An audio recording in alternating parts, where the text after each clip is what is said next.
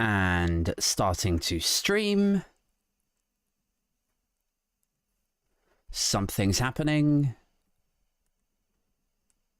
As per usual, we are connecting and we're live, ladies and gents, on a Wednesday night. It's 3 minutes to 8, and you're here for episode 95 of Thompsin and Other Disappointments. I almost said episode 95 of Boris Johnson and Other Disappointments, but no. This is this is very much me. This is not a Boris Johnson podcast. If you're tuning in for Boris Johnson, you're going to be hugely disappointed to hear that it's me hosting and not him. I cannot stress this enough. This is not Boris Johnson's show. Although, you know what? We are going to be talking about Boris Johnson a lot for the next 45 minutes for obvious reasons. Good evening to Silent Adel in the chat. If you're listening to this podcast back on the audio on like Apple Podcasts or Amazon or wherever you get your podcasts from, I do this live on YouTube. I do a live stream, so always feel free to jump in the chat and say hey and fire any questions across that you may have. I have not put a tweet out actually this time. Maybe I should do that. Should we do that? Fuck it, let's do it. Here we go. I know it's not the most exciting content to listen to when I'm literally talking to you guys about the promotional tweet that I'm putting out, but in a weird way, like if you're listening to it on the live stream, it's kind of like you're involved in it with me. That's what I'm telling myself anyway. That's my get out of jail free card. Here we go, going live now. There we go, guys. Right, now let's get into it. So look, there's a lot that's happened in the last 24 hours. That's no great revelation, is it? I didn't think that it was going to move this quickly. I feel quite relaxed saying that and admitting that. I thought that all of this was going to kick off when the second jobs like Patterson scandal kicked off. Anybody remember that? That was like 8 months ago. That's when I thought this was going to happen. Was like there was all the shit about how Patterson had been lobbying on behalf of one of his donors or something, and then it turned out that Boris Johnson was trying to disband the Standards Committee, like rather than have one of his MPs face the music over substandard conduct. He wanted to disband the Standards Committee. So hugely undemocratic, hugely unprofessional, very authoritarian, morals on the floor. And I thought when this scandal erupted, I was like, well, that's it. He's a goner. Little did I know, 8 months down the line, here we are again. And, it's not like the 300,000 people that ended up dead as a result of his COVID policies. It's not the fact that Brexit is kneecapping our economy still now every week that goes by. It's that one of his cohorts got a little bit too pissed, and apparently he had a bit of a reputation. Apparently had a bit of a reputation for being somewhat sleazy. In fact, maybe we should go the whole hog there and just say bit of a reputation for being a sex beast. Apparently this guy, it was some parliamentary aid or support, or maybe it was an MP, might have been like a junior minister or something, woke up with this guy on top of him, like untucking his shirt, about to do something to him. He was like, what the fuck are you doing? Like, get off. And that's just one instance. There are now, I think I'm right in saying, I might be talking shit here, but I think I'm right in saying we're up to about 10 prior complaints about this guy's behavior. And he had, by all accounts, quite the reputation. To such an extent that the Prime Minister himself had said, pincher by name, pincher by nature. So it was obviously quite a widely known thing. And Boris Johnson was obviously in the loop on it. But then in the last week, through a succession of denials and dodging and obfuscations and, outright untruths, it appears now that we know that Johnson did actually very well know the extent of this guy's behaviour and conduct, and that he was indeed highly unsuitable for those sorts of roles, or any roles. He should have been kicked out of the party a long time ago. But no, Boris Johnson turned a blind eye to it, like he does anything that gets in his way of doing whatever it is that he wants to do at that exact moment. It's just like it's like how I imagine, you know, like for me to imagine dealing with Boris Johnson is like how I deal with my 5-year-old. You know what I mean? It's like 5-year-olds operate on just pure instinct all the time. It's just id, right? I don't know if anyone's familiar with like psychoanalysis and psychotherapy, but I studied it for a short period in my mid-20s, actually late 20s, I think it was. And you have these Freudian concepts of like your ego and your super ego and your id. And basically the id is just your like carnal, animalistic desire. And then I think I'm remembering this right. Your ego and your super ego sort of temper your id, right? And Boris Johnson appears to me to operate purely on id. It's just whatever I want right now in this moment is exactly what I'm going to do. Like I wish I could live my life like that. It must be incredibly rewarding to just operate on like, yeah, well, why would I do that? Because that's not the thing that I want to do. Like right now, like what I want. It's not what I really want and need to do right this second. So why would I do that? And it's true for, you know, the myriad of scandals that he's had, whether it was the disbanding the Standards Committee. It's like, well, yeah, why wouldn't I disband the Standards Committee? That's what I need to do right now to make my life more convenient. And it goes right through to Partygate. So, well, yeah, like, why wouldn't I just lie about this? Or, yeah, why wouldn't I just attend a party and then say that I was ambushed by cake? Why wouldn't I? That's the easiest thing for me right now to get to where I need to get to. So, yeah, just to sort of circle back, like, I thought that today, that all of these resignations would have happened like 8 months ago at the height of that second job scandal. But then, I mean, what's happened since then? We've had how many other scandals? Like only last week, there was the Foreign Office thing where he was talking, where it came out that Boris Johnson had tried to get Carrie that 100 grand job. And like I was thinking earlier, how crazy it is that there was another scandal that no one remembers this. But I mean, you will remember it now when I tell you, but it's just completely disappeared from the political periphery. Like, do you remember? I think this was at the tail end of the Patterson second jobs thing, the tail end of it.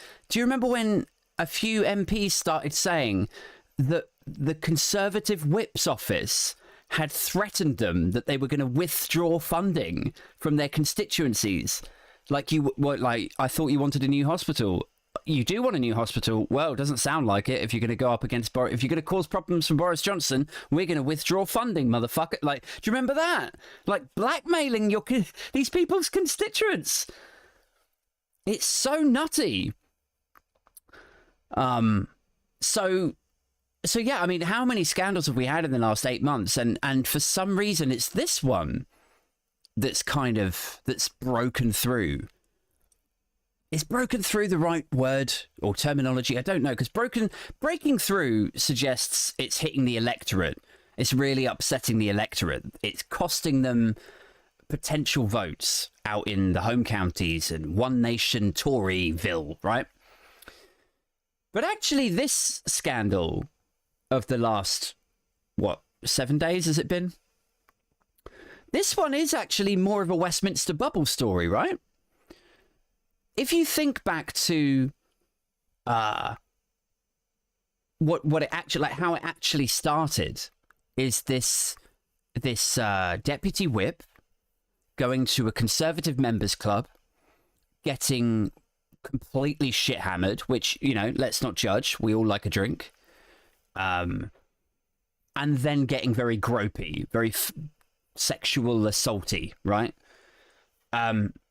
Now, that in itself is like, okay, that's potentially a crime that's been committed there, and whoever feels that they've had a crime visited upon themselves, it's their right to go and report that. But in terms of it happening in a Conservative members club by a deputy whip and it coming back through the Tory press, it doesn't feel like a huge breakthrough scandal to me. I don't know.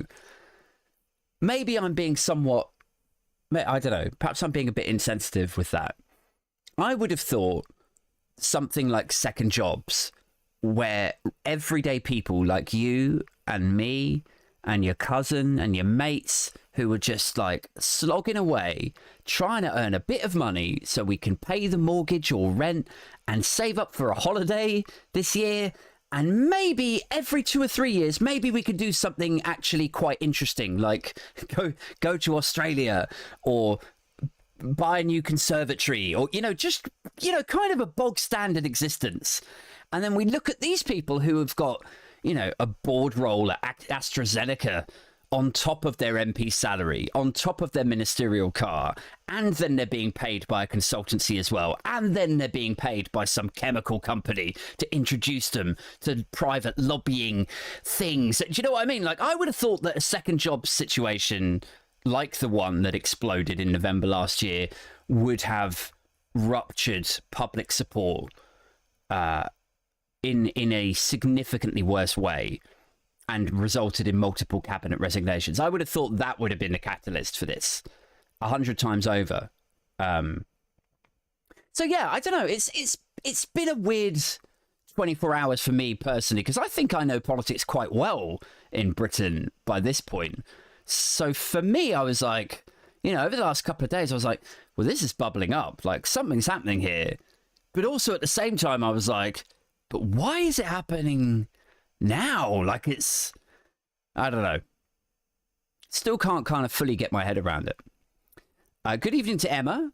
Emma T in the chat. Silent Adel is now saying, we get so many scandals that you just can't keep track of them all, which is absolutely it's the dead cat theory, right?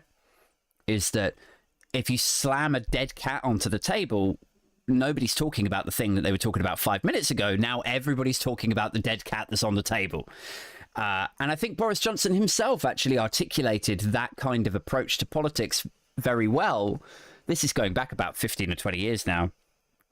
But I'm sure, a lot of us have seen the footage of this. It's an interview, I think from the 90s or the noughties, where he says his approach to politics, or rather the approach that he would wheel out if he were ever successful, because bear in mind, this is a couple of decades ago, he says his approach would be to just consistently throw chaos and scandal and this and that out just to frazzle people so that they're distracted by the new scandal, and then they forget the thing that happened a week ago. And I have to say, it kind of works. It's like only a week ago we were all outraged about this Foreign Office Carrie sucking him off 100k a year thing. Now we're all outraged about how he's lied sequentially again and again and again. Like, it's impossible to stay mad at one scandal when there's just this endless partying conveyor belt feeding you these scandals one after the other, like you're the fucking chubby kid in Willy Wonka, and they're gobstoppers, just go, one after the other. Good evening to Mr. Walker. I'm so sorry. I'm not even going to try to pronounce your first name in the chat there, because I'll call you Dal. How's that, Dal? Dal Walker is saying, I think this is a distraction from the fuel prices protest. No one is talking about cost of living and fuel. Actually, do you know what? I'm going to respectfully disagree on that. I think cost of living is the breakthrough issue at the moment. I think it was yesterday, one of the headline pieces of news I think it was on LBC, or maybe it was BBC. They were talking about how Lurpak butter is like $7.99 or something now. It's fucking insane. And I was joking with my girlfriend. I was like, you're going to start seeing like petrol forecourt signs saying like, this is how much for diesel, this is how much for petrol, unleaded, and then here's our fucking Lurpak price at this place. Because it's like, that is a real like bellwether price for how outrageously expensive everyday goods are becoming.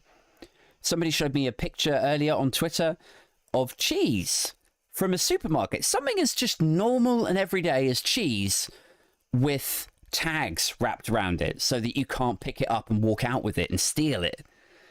And it's like, the caption underneath says something like, people are stealing cheese and it's disgusting.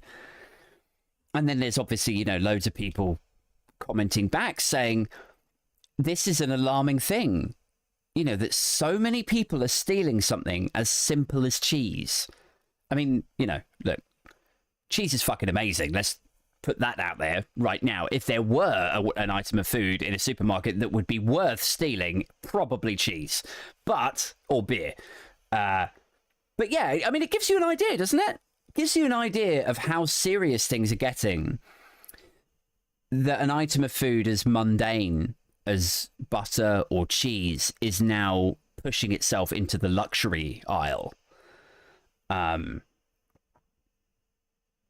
suppose this is the point where, you know, the vegans get incredibly smug, right? It's like I couldn't live without cheese. I just couldn't. I fucking love it.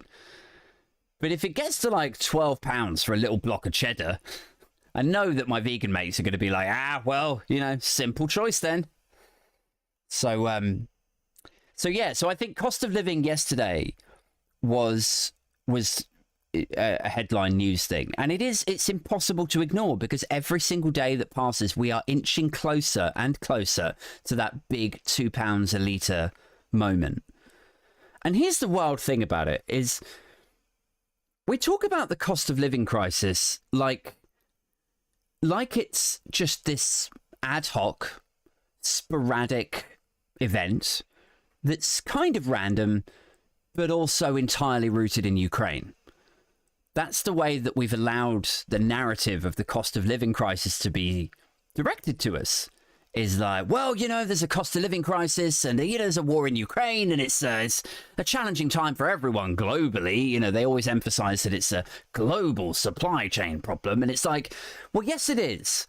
Yes, it is a global problem if we're talking about semiconductors, because there's only so much lithium, iron, and, you know, silicon and stuff that's being drilled out of the ground. There's a huge crunch on that stuff. That's why it took so long for anyone to get a PS5 last year. The same with Teslas, the same with new cars. It's difficult for them to roll them off the forecourt when they're all reliant on these fucking chips, and everyone's computerizing everything. So everything needs these little semiconductors. So that creates a supply chain problem. So that is true in that sense. Where it stops being true is when we're talking about oil and the pound sterling. Because here's the wild thing about it, is since we left the EU, the pound lost about a fifth of its value. It went down like 20%. I know it tanked overnight, but it's got like, since then it's gone down by about 20% of its value. And because oil gets sold in US dollars and has done for a significant amount of time, if we're buying in crude oil to process in our refineries, or even if we're buying in petrol that's been refined elsewhere, because we're buying this shit in dollars and our pound has tanked, we need more of our pounds to buy $100 worth of oil. And because we're going through such a period of political instability, and because of the war in Ukraine, in which the value of the dollar is, you know, when there's global instability, the value of the dollar does go up a little bit more naturally. But because our specific currency has tanked in value, that means we have to use more of it to buy, which means that a weaker pound basically means that our petrol, specifically in Britain, is more expensive. And because we're going through this period of political instability still now, and it's, you know, where are we now on Wednesday with Boris Johnson locked probably in a fridge in Downing Street, trying his best to convince people that he's the man to lead us through all of this.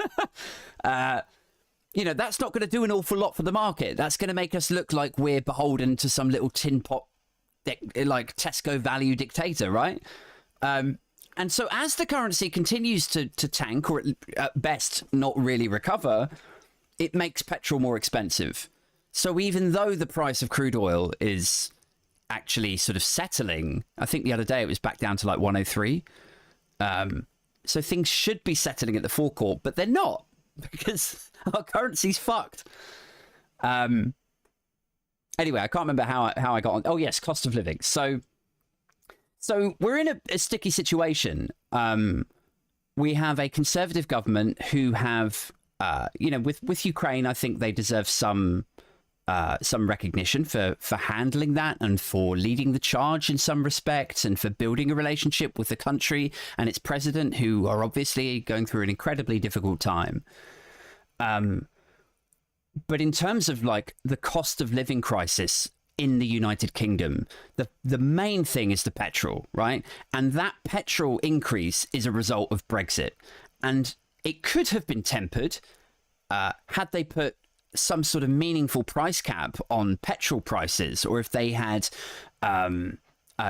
implemented the energy, like the windfall tax on, I don't know, BP and Shell, and then redistributed some of that money quickly, or in other countries, in other European countries where there is also expensive petrol, they've slashed their equivalent of the VAT on it down by like 15 pence a litre. Meanwhile here, they just seem to, like, I was talking to Supertansky and Davey Moo last night, and I was saying, I can't remember what ridiculous Tory problem we were talking about. Oh, that's right, it's the jabs, right? The total absence of a new vaccine rollout, even though the cases are soaring.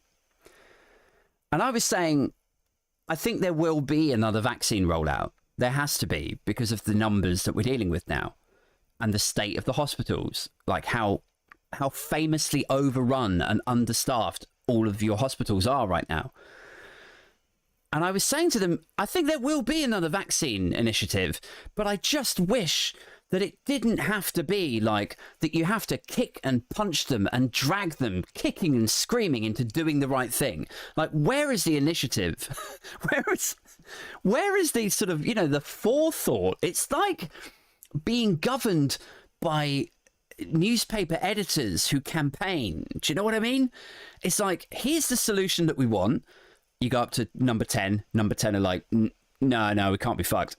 You're like, but, you know, 800 people are going into hospital every day. The deaths are going up again. Don't you want to do something about it? And they're like, nah, can't be fucked. And then, like, you know, the next day there's a front page, and the next day is the opposition are firing questions about it in PMQs. And then the next day, a couple of cabinet ministers speak out from the back and go like, well, you know, maybe we should look at it. And then finally, 3 or 4 weeks late, after loads of dawdling and dwindling and obfuscating and lying and U-turns, finally, after being kicked and punched in the face and forced to, finally, then they'll say something like, well, we've decided that this is the right course of action. It's like, motherfucker, why does it take weeks of punching and kicking and screaming?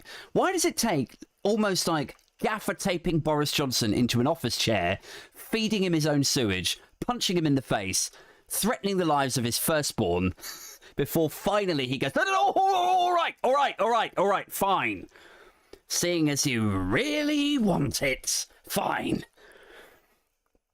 So yeah, like with the cost of living crisis, just going back to that. Sorry, I'm getting very fired up now. I think probably what will happen with that, with petrol prices, is we will probably see like a fairly chunky reduction in VAT and like just basic like naked fuel duty. There'll be some sort of 10p reduction or 15 pence reduction off that eventually. But fuck me, like how long has it gone on for? The other aspect to the cost of living crisis, which I wrote a blog on some time ago, that nobody really talks about, is that it's rooted in the scarcity of fossil fuels, right? Because if there was like oil and gas just under Cornwall or like Wales or, you know, somewhere that we could just drill down, have our own cushy supply of oil. You know, people say North Sea oil, right? But it's been established now that there's only another 10 years worth of oil in the North Sea.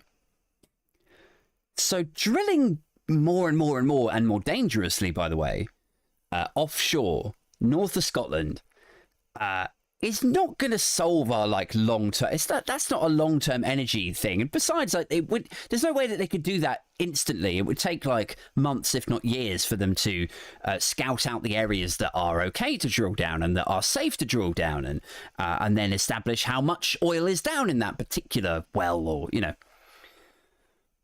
So the North Sea supply is not really a solution. We only have a few places in the world that we can get oil supply in from, and they tend to be places like Saudi Arabia, or Russia, or Iraq, or so we're not in a great situation in terms of securing the oil that we need to bring in. And it's the same with natural gas. And so to some extent, you could make the case that in the pandemic, when nobody was driving anywhere and nobody was flying anywhere, that the apparatus that they use to extract and refine and process and ship all of these fossil fuels that power your homes and run your cars, that a lot of that stuff was wound down, and you can't just spin it up again as quickly as you wind it down. Now that, in conjunction with China and parts of India and parts of Africa sort of coming online, for want of a better phrase, have meant that the supply, as the gas and the oil spins up again, there's just more people that want it. And so again, like there's this crunch on it. There's just not enough oil and gas to go round. But nobody's talking about that. Everyone just markets it like it's the cost of living crisis. It's just this random thing where suddenly, for inexplicable reasons, gas just got really expensive. It's like, why aren't we having a conversation about why, like how that happened? Like the nearest we've got to it is when I heard Boris Johnson commit to building a new nuclear power station every 10 years. He's gonna build a new nuclear power station in the UK every 10 years. And we're supposed to take that seriously. This is from the same motherfucker who's just like, vote for us and you get 48 new hospitals. It's like, all right, sure. I can't wait for these nuclear power plants. It's going to be like a fucking 4-way adapter FedExed to Aldershot. They're like, here's your new nuclear power plant. Oh, well, fucking great. Thanks a lot.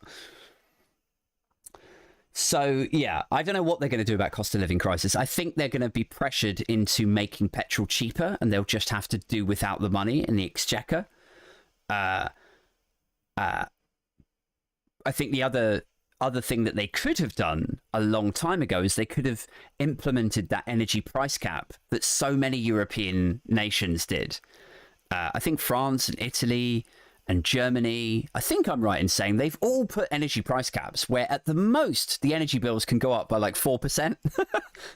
and then we look back at the UK and we like, you know, you're surrounded by patriots in Whitehall, you know, waving Union Jacks. Britain is the best. We love our country. Oh, cool. Okay. Can we have the best energy bills then in Europe? No, go fuck yourself. I thought you said it was the best country in the world. Yeah, well, for me, yeah, it is. I'm saying yay for, yeah, Britain's good for me. That's what I meant. Let's go back to the comments. So I'm having fun with these. So cost of living has probably fueled the distraction in recent weeks, or I'll carry on working my way through a few more. I probably should have tried to absorb the context of some of these. That would be helpful, wouldn't it? So Silent Adel says, in fairness, cheese and meat have always been high risk items for theft. Yeah, I suppose so. I suppose if you had friends round or coming round that night and you had to steal the contents of a decent spread, you're going to want to steal some cheese and meat and probably a nice bottle of red wine, right? I think if you had friends coming over and they were expecting you to put on a good spread, I think if they found you with, like 2 packets of Doritos and a couple of Chewits, I think they'd be upset. I don't know if they'd come around and see you again. I mean, I would, because I'm nice and not judgmental, but your friends are not. Your friends fucking hate you. Emma says, there is some pretty decent vegan cheese on the market these days. Yeah, I'm being sort of facetious, really. My girlfriend ate I think KFC do a vegan chicken burger, sort of, chicken substitute. And she was like, it's fucking incredible. It's like what they can do with substitute meat now is actually almost there. They've almost cracked it. Silent Adult says, they're right. It's a simple choice, and that choice is learn how to make cheese. I did the same for beer. I say drinking homebrew as we speak. Okay, so that's interesting. Yeah, so I wonder if the cost of living crisis, when it does eventually make its way back to dominating the papers, which it will, because it's a real, traditionally in politics they say, I think there's 3 pillars, isn't there? 3 real come and knock on your doorstep issues that people tend to care about, that win elections, and they are healthcare, and education, and I'm sure I'm forgetting something else, employment. So if you've cracked unemployment, and if the health service is in good shape, and your kids they're in a school and the classes aren't overrun, then generally speaking, the public should be fairly happy with you. I think cost of living crisis is going to come knocking at that door. There's going to be a 4th pillar to the traditional political battleground.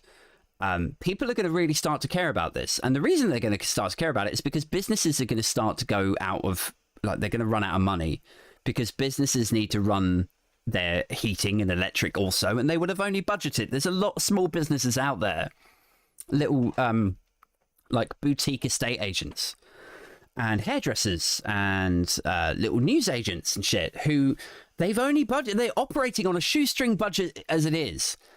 And now their energy bills have gone up to $1,000, and they're going to go up another $1,000 or whatever in October is its forecast. These businesses are going to go under. And we're sort of at the bell curve at the moment, where things are incredibly expensive, but it hasn't actually started to implode yet.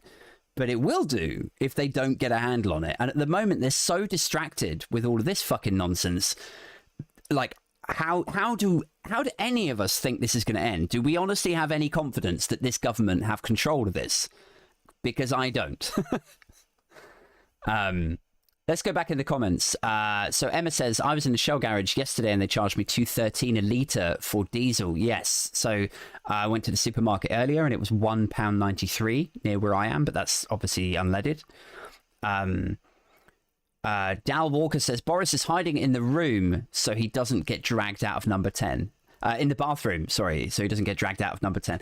Yes. Well, I mean, hiding in the bathroom or doing fucking hero lines of Chang, I don't know. Maybe this is a good point for us to check what is actually happening out there, because I'm sort of, I'm rabbiting on here, but there is a genuine, the hugest political story for a long time is going on as I'm speaking.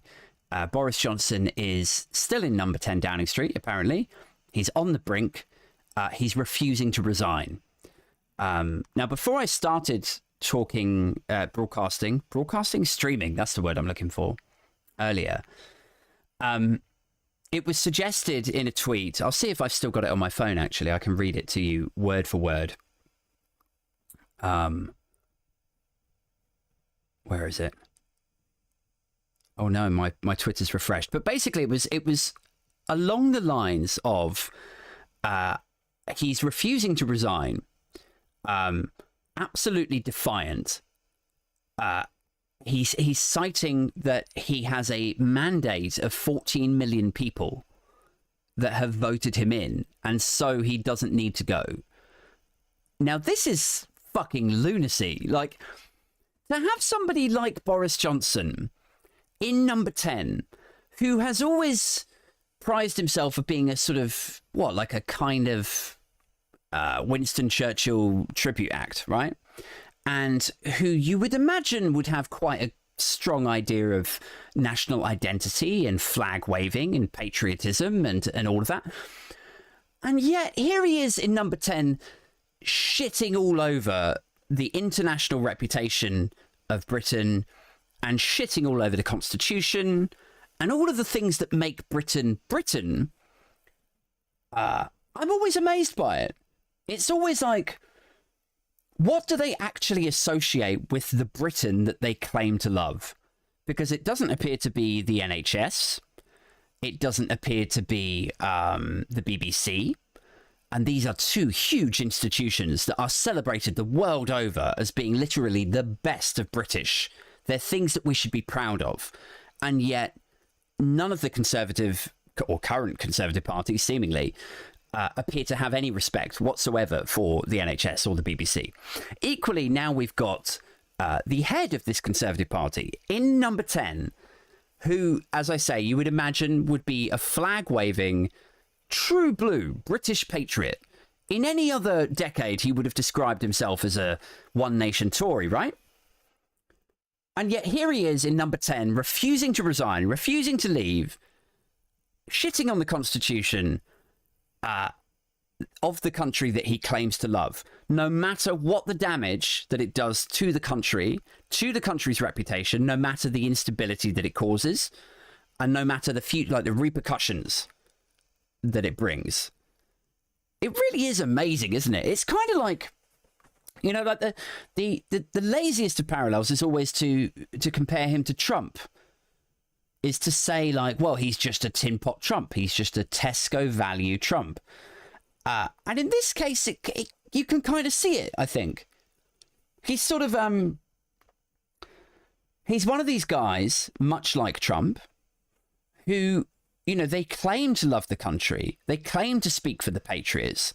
They claim to be trying to bring either America or Britain back to a time of prestige, or back to a time when we were celebrated the world over. You know, it's that sort of blitz spirit. It's that, I don't know, sort of maybe 1950s or 1960s kind of Britishness.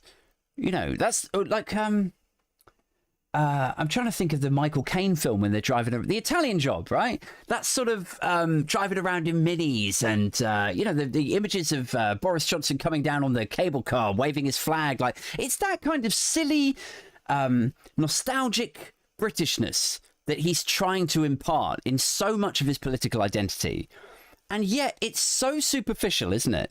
It's so paper thin, because when he's actually backed into a corner, much like Trump, where does that love for that country go, and that country's identity? Where does it go? It's just completely out the window. Again, like I was saying at the beginning, it's like, well, that's not convenient for me right now. What my id is actually telling me right now is that I need to do this. I need to sit here and wait this out and tell people I'm not resigning, I'm not leaving. Or if you're Donald Trump, then you stand up there and you say, you don't concede, we're not giving up, we're never giving up. They stole the election, because that's the most convenient thing for him at that moment.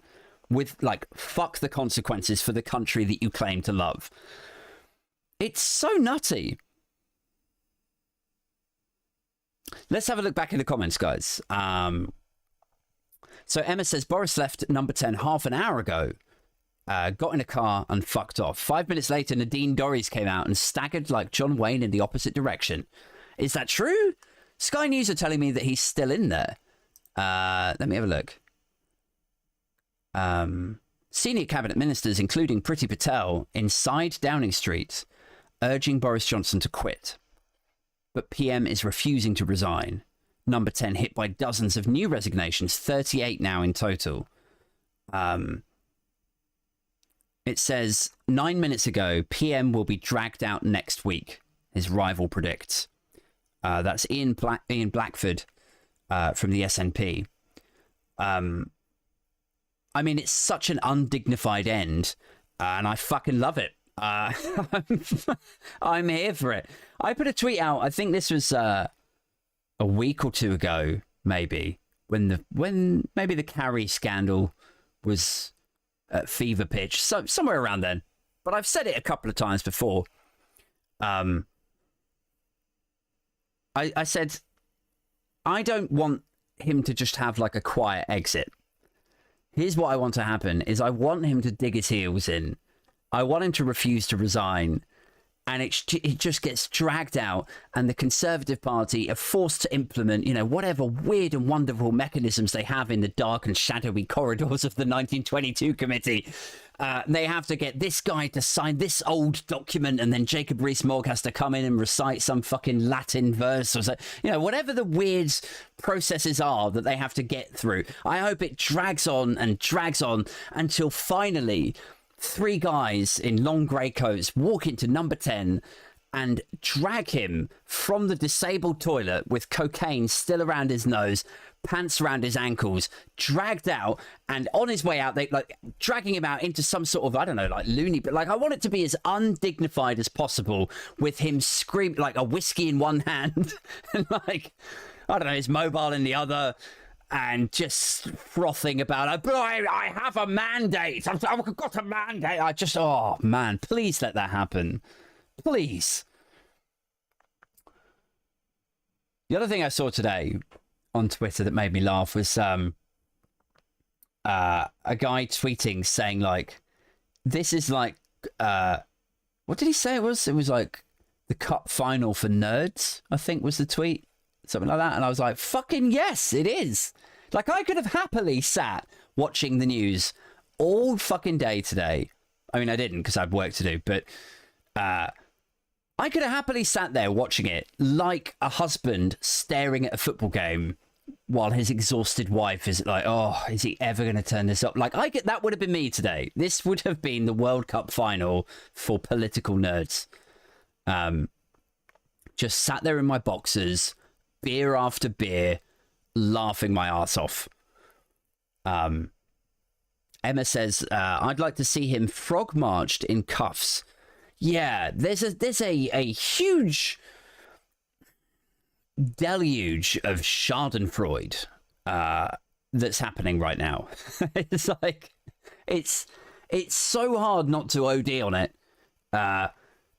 But it's I think when you've been disparaged, when you've been dismissed and pushed aside and ignored for so long in the political arena, when you've had your representatives, your centrists or centre-lefts or anyone in the left of the political sphere, when you've had these people represent you and fire questions at Boris Johnson and indeed Priti Patel or anyone in his cabinet, and you want to know the answers to them, or you want them to face scrutiny, and at every twist and turn, they just dodge the question or refuse to answer it or insult the person that's asking it in Nadine Dorries' case, where she's like, well, why are you asking me that? Why are you asking me that? Or they refuse to let Channel 4 News into the number 10 lobby, or that, when you've been dismissed and disparaged and pushed aside for so long, actually what it does is it doesn't make these people go away. It doesn't make people like me or you or Tan or Davey Moo or whoever go, oh, well, I guess I'll just go away then because they've really shut me up. What it actually does is it makes people like us angry. And the more times you do it, to the more number of people that you do it to, the angrier they get.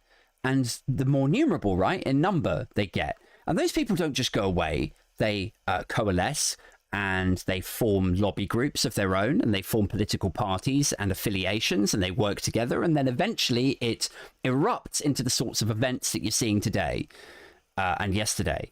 You see different factions of the Tory party splitting off who are also fed up. You see people like those that listen to this podcast who have been disparaged and dismissed, and now we just sit back and laugh. If it had been a more moderate Prime Minister, if it had been a more reasonable Tory, someone who sat comfortably in the centre, who, okay, every now and then they lean right and we're like, you motherfucker. But generally, you can see they're a good person, you know, and they're coming from a good place and they're leading in the interest of the country, of the people, rather than endlessly in the interest of their donors. If it had been someone like that, then when this sort of shit happens, maybe people like me would be like, quote unquote, Democrats about it. And we would be like, well, hang on a second. You know, I don't know if cabinet ministers should be deciding who the prime minister, you know, this sort of mutiny. I don't know if I'm on board with it. You know, if it had been a reasonable person, we might have adopted that attitude. But the fact that we've been disparaged and dismissed and had our ideas and concerns diluted and tossed in the bin so many times, what is the output of that? It's like we all sit and watch the news today, and what's our reaction? It's something along the lines of, go to hell, you cunt. You know what I mean? Like, it's like you might win the... This is what I mean when I say that the Conservative Party, in its current iteration, is doomed by its short-termism. It's like they have no understanding of a sort of long-termist strategy. They are entirely rooted in short-termism. And what I mean by that is they'll have a battle on their hands on Tuesday, right? A headline will come up and they'll be forced to answer it on the morning news rounds. Well, instead of thinking about things strategically and what makes sense for them in 3 months, 6 months, a year, what they actually do is they go into firefight mode, scandal, reputational protection mode, you know, and to hell with the consequences, you know, disband that standards committee, lie about this person, dodge this question, right? There's no forethought for how that might come back in 3 months or 6 months or 1 year's time. And so now where we're at is the output 6 months or a year later after all of that short-termism, where they might have had the support of centre-left people like me and perhaps like you, who might have looked at this sort of situation and gone like, well, hang on a second. You know, I don't know if I'm comfortable with this. But as I say, because people like us have been so poorly treated and not listened to and mocked and ridiculed, we absolutely have no sympathy. I can't get him out of there quick enough. Let's go down to... let's go back to a couple more comments and then we'll wrap it up, because these solo shows, I always feel like a bit of a madman. I always feel like a bit of a ranting lunatic shouting at traffic. And 45 minutes is a long time to talk to yourself in your shed. So let's take a couple more comments. So Bayerberg has jumped on saying, can we get one of his exes to deliver his pre-signed resignation letter directly, preferably on the steps of number 10 in front of the cameras? That's, I mean, has he done pre-written resignation letters? You have to assume that his aides, right now, have already written him a resignation letter. And I think they've probably put it under his nose to say, like, look, we've written this for you. It's articulate, it's dignified. There's even a couple of off-color jokes in there, Boris. So knock yourself out. There's the podium. It's out there. It's waiting for you. All you got to do is just go out, be graceful. There is a time for grace, Mr. Johnson. Now is it. Just go out there. Then it'll all be over. I think his aides have probably written him up a speech and tried to get him to read it, but it doesn't sound like he's open to that right now. Ricardo says, you're talking about how he should be plucked out of number 10. And the only thing I can think of is the walk of shame in Game of Thrones. I wish I knew that reference, man. The only Game of Thrones reference I'm familiar with is the penis cutting off thing. And I think in one of the earlier episodes I saw the young prince... Didn't he get thrown out the window because he saw the brother and sister fucking or something? I think I'm right in saying that. I hope that's not a spoiler for anyone. If you haven't watched Game of Thrones by now, like, I mean, I don't know if it could still be classed as a spoiler. It's like fucking 7 years ago or something, isn't it? So let's have another quick look, see if anything else has developed. There's a lot of people saying, where is Liz Truss? As far as I know, she's overseas, so that's why she's not really in the thick of this. Let's just scroll back up to the top, and we'll see if there's any other fresh updates here. A 39th resignation is in. Jacob Young, who is a Levelling Up parliamentary secretary, is the latest to resign. It's difficult to imagine how this can get much worse for him than it actually is. And you would think at some point the ego, of which there is no doubt that he has a colossal ego. You would think at some point, like the ego would kick in, and it would go, well, hang on a second, I don't want to be remembered as this complete fucking sad sack, hiding in the fridge, refusing to budge, arrogant piece of shit. I want to be remembered as Boris Johnson, who's a fun-time guy with silly hair, cracks a few weird jokes, and got Brexit done. You would think that the ego would kick in. You know, the same ego that says, I want to be the greatest fucking Winston Churchill tribute act ever. That ego would then kick in and go like, well, hang on a second. I actually, if I engage with objective reality for one moment, I think maybe I do need to just jack this in. You would think that ego would kick in, but it doesn't look like we're there yet. Maybe this is actually evidence that he is a bit more deranged than perhaps we thought. I think we always imagined, when we looked at Donald Trump, just to go back to that parallel, when we looked at Donald Trump, we thought, well, at least Johnson. I mean, Johnson's a twat. There's no doubt of that. He has various shades of authoritarianism to him, and we've seen that through not just his behaviour and conduct, but the sorts of bills that he's been signing, the police crime and sentencing bill, the privatisation of the NHS. There was talk about, the Rwanda policy, obviously, but there was also talk about jailing journalists if they embarrassed the government, which is obviously setting huge fascism alarm bells ringing.